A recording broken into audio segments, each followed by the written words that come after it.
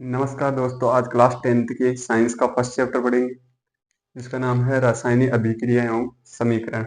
English वालों के लिए केमिकल रिएक्शन एंड इक्वेशंस। अपन देखेंगे कि सर्वप्रथम जो डेफिनेशन को अपन समझेंगे वो है रासायनिक परिवर्तन।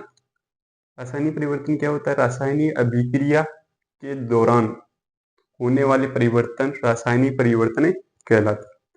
मतलब जब रासायनिक अभिक्रिया हो रही है, केमिकल रिएक्शन हो रहा है, उस टाइम में क्या क्या परिवर्तन आते हैं, भले वो रंग का परिवर्तन हो, उसकी साइज में क्या परिवर्तन आता है उसका, और उसकी कैसे कैसे कंडीशन चेंज आती है जब भी केमिकल रिएक्शन होते हैं। तो वो जो आने वाले परिवर्तन हैं उनको क्या कहते हैं? रासायनिक परिवर्तन।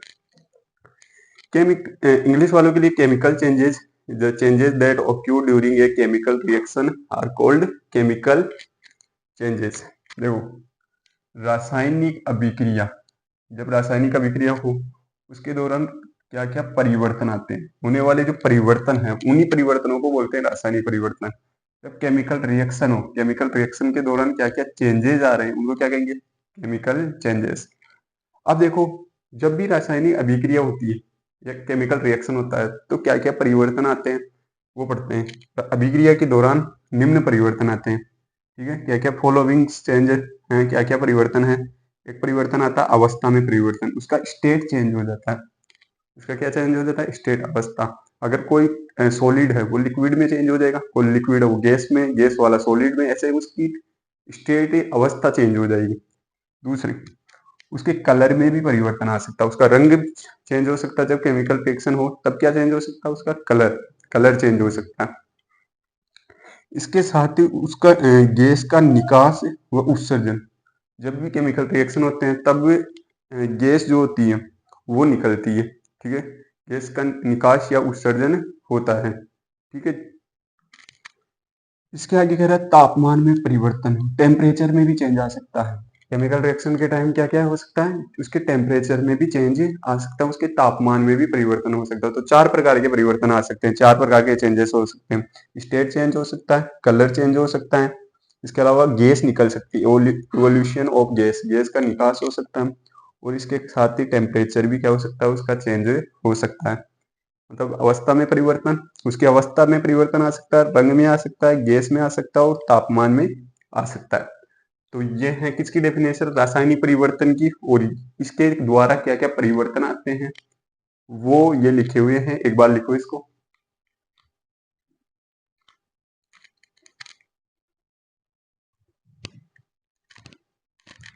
चलो, रासायनिक अभिक्रिया देख लिया अपन ने, और रासायनिक अभिक्रिया के कारण क्या क्या परिवर्तन आ सकते हैं ये भी देख लिया। अब देखते हैं रासायनिक समीकरण। रासायनिक समीकरण, इसका प्रयोग अभिक्रिया में संक्षिप्त रूप में लिख सकते हैं। संक्षिप्त का मतलब छोटा रूप में, ठीक है? शॉर्टर फॉर्म में लिखा जा सकता है इसको, संक्षिप्त रूप में, शॉर्टर फॉर्म में हम लिख सकते हैं।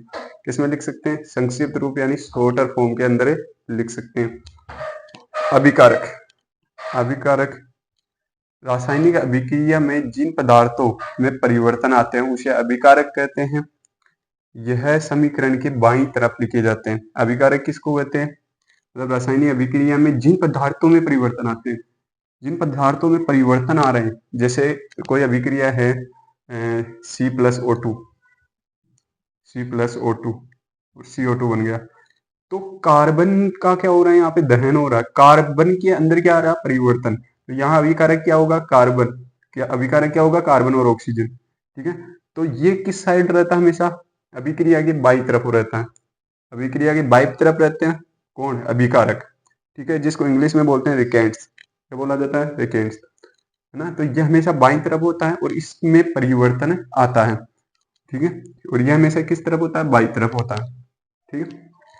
इंग्लिश में देखे द सब्सटेंट्स, द सब्सटेंट वे पदार्थ which change in a chemical reaction, जिसके जिसके अंदर केमिकल रिएक्शन होता है। वे पदार्थ, वे सब्सटेंट्स जिसके अंदर क्या हो? केमिकल रिएक्शन हो। जैसे इन पदार्थों में ही तो केमिकल रिएक्शन हो रहा है, केमिकल रिएक्शन होकर ये पदार्थ बन रहा है। पदार्थ किन पदार्थों में हो रहा है? इन पदार्थों में। तो इनको क्या बोलेंगे? रिकेंट्स या अभिकारक। यह हमेशा समीकरण की किस तरफ होता है? लेफ्ट साइड में, लेफ्ट हैंड साइड में, लेफ्ट हैंड साइड में होता है हमेशा, ठीक है? लिखो इसे।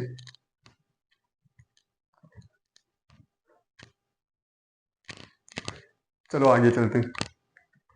अपन ने अभिकारक देख लिया। अभिकारक हमेशा केमिकल रिएक्शन के किस साइड होता है? बाईं तरफ, है ना। और उनके अंदर ही परिवर्तन आते हैं। अभिकारकों के अंदर ही क्या आते हैं? परिवर्तन, रासायनिक अभिक्रिया के अंदर। ठीक है। अब अपन देखेंगे उत्पाद।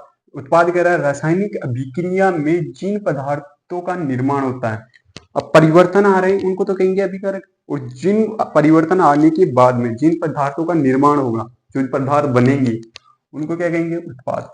उत्पाद हमेशा किस तरफ होते हैं? दाईं तरफ, है ना। उत्पाद किस तरफ होंगे? हमेशा दाईं तरफ, राइट हैंड साइड में होंगे। ठीक है। अब अपन पढ़ते हैं प्रोडक्ट्स। इंग्लिश में उत्पादों को क्या बोला जाता है? प्रोडक्ट्स। द सब्सटेंट, वे पदार्थ that are formed in a chemical reaction are called product. ना, जिससे ऐसा केमिकल रिएक्शन जिससे क्या हो? सब्सटेंस फॉर्मड हो, बने, उसको क्या कहेंगे अपन? प्रोडक्ट। ये हमेशा किस साइड होंगे? राइट हैंड साइड में, है ना। तो अभिकारक हमेशा लेफ्ट हैंड साइड में होते हैं और उत्पाद हमेशा किस साइड में होते हैं? राइट हैंड साइड में। ठीक है। आगे चलते हैं। जैसे ये एक एग्जाम्पल के माध्यम से समझाया हुआ है कि मैग्नीशियम और ऑक्सीजन अभिक्रिया करते हैं। मैग्नीशियम और ऑक्सीजन, और क्या बनाते हैं? Magnesium oxide. तो यहाँ मैग्नीशियम और ऑक्सीजन क्या है? अभिकारक, रिकेंट्स हैं। ठीक है, रिकेंट्स हैं। और मैग्नीशियम ऑक्साइड क्या है? प्रोडक्ट। ठीक है, उत्पाद है। तो दोनों में यह अंतर होता है कि एक तो अभिक्रिया, रासायनिक अभिक्रिया के अंदर परिवर्तन आते हैं, परिवर्तन आता है उसको तो कहेंगे अभिकारक, और जो परिवर्तन आने के बाद में जो बनता है, जो पदार्थ बनता है, उसको बोलते हैं उत्पाद। ठीक है, दोनों में ये अंतर। आगे लिखो इसे, आगे चलते हैं अपन।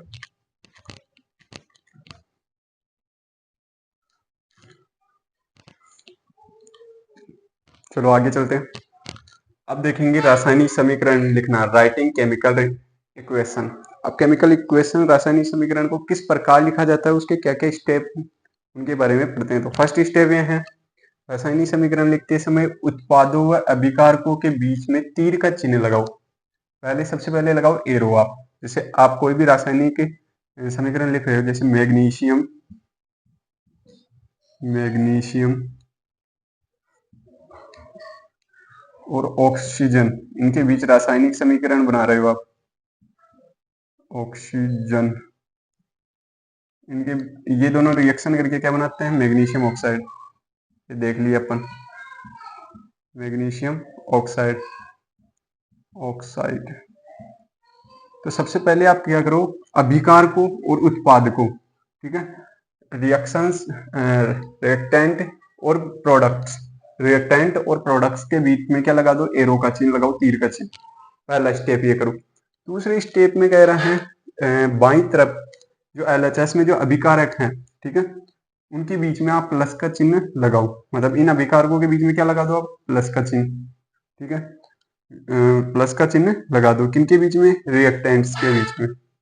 ठीक है, आगे कह रहा है दाईं तरफ के उत्पादकों के बीच में आप प्लस का चिन्ह लगाओ। अगर इस मैग्नीशियम ऑक्साइड में तो एक ही उत्पाद है, अगर एक से ज्यादा उत्पाद है तो उनके बीच में प्लस का चिन्ह लगाओ। ठीक है, उसके बाद में आप क्या करेंगे? इसके बाद में इसको अधिक संक्षिप्त में लिखने के लिए रासायनिक सूत्र का प्रयोग करो। जैसे मैं इसको और संक्षिप्त में लिखना चाहता हूं तो मैं इसका रासायनिक सूत्र लिखूंगा। मैग्नीशियम का रासायनिक सूत्र Mg और ऑक्सीजन का O2, ये मिलके क्या बन जाएंगे? MgO ना। तो ये रासायनिक सूत्र में लिख दिए, इसको और छोटा लिखने के लिए। इसके बाद में क्या करना है? इसके बाद में कह रहा है समीकरण को पूर्ण लिखने के बाद समीकरण को संतुलित करके दोनों तरफ तत्वों की संख्या बराबर करो, एलिमेंट्स को भी बराबर करो। जैसे इधर मैग्नीशियम कितने हैं? एक, इधर भी एक। ऑक्सीजन कितने? इतने, दो। इधर कितने? एक। तो यहाँ लगा दो दो, तो दो ऑक्सीजन हो जाएंगे, और मैग्नीशियम भी दो। तो इधर मैग्नीशियम दो नहीं है तो इसके आगे भी दो लगाओ। मतलब तत्वों, एलिमेंट्स बराबर करो। ठीक है, तो ये कुछ स्टेप है। पहला स्टेप क्या? अभिकारकों व उत्पादकों के बीच में तीर का चिन्ह लगाओ। दूसरा स्टेप क्या? अभिकारकों के बीच में प्लस का चिन्ह लगाओ। तीसरा स्टेप, उत्पादकों के बीच में भी प्लस का चिन्ह लगाओ।